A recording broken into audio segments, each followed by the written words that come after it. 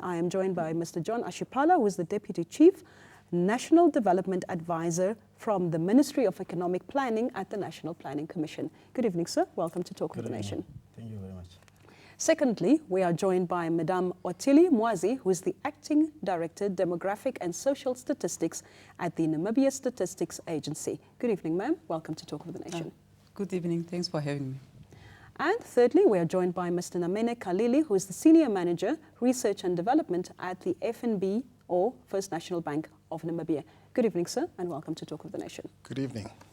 I'd like to start by asking you, Mr. Ashipala, the first question. As we've stated earlier in the program, the first household income and expenditure survey was conducted, like I said, in 1993, 1994. In fact, this was done after the first nationwide housing and population census in 1991.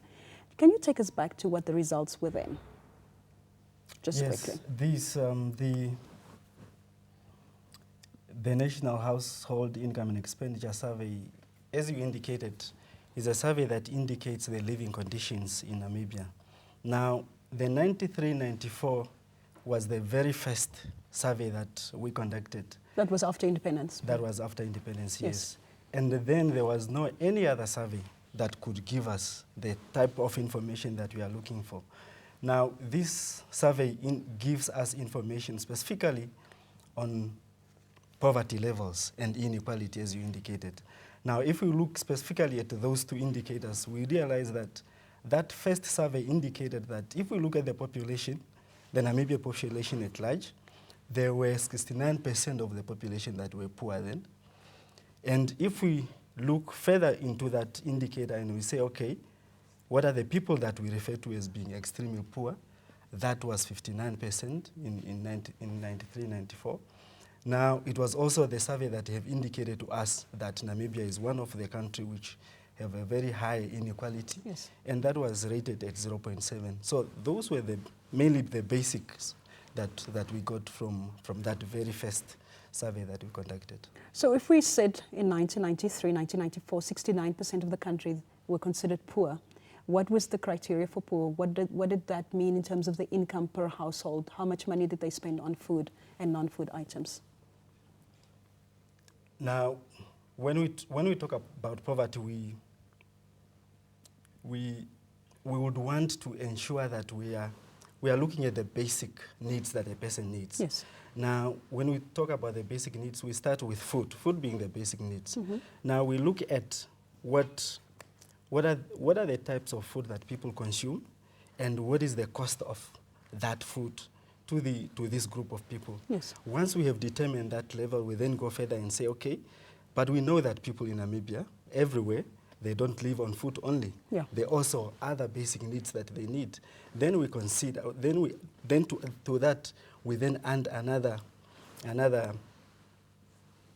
we then look at other basic needs that people consume.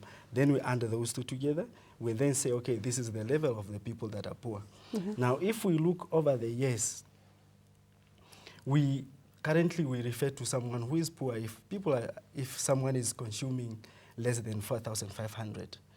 That is per year, per person. Because we are looking at the number of people. Yes. Therefore, we say you are poor if your consumption levels per year it's less than 4,550. So we refer to you as being poor. If we refer to you as being extremely poor, that is the poorest of the poor, then that is the person who is spending less than 3,350 per year. So that is the person that we refer to as being extremely poor. Well understood. Thank you very much for that explanation.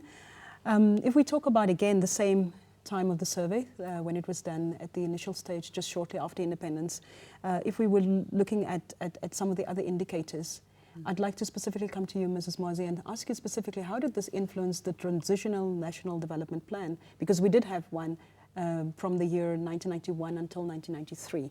Did that impact that specific National Development Plan, and to what extent, if you can recall that for us, please?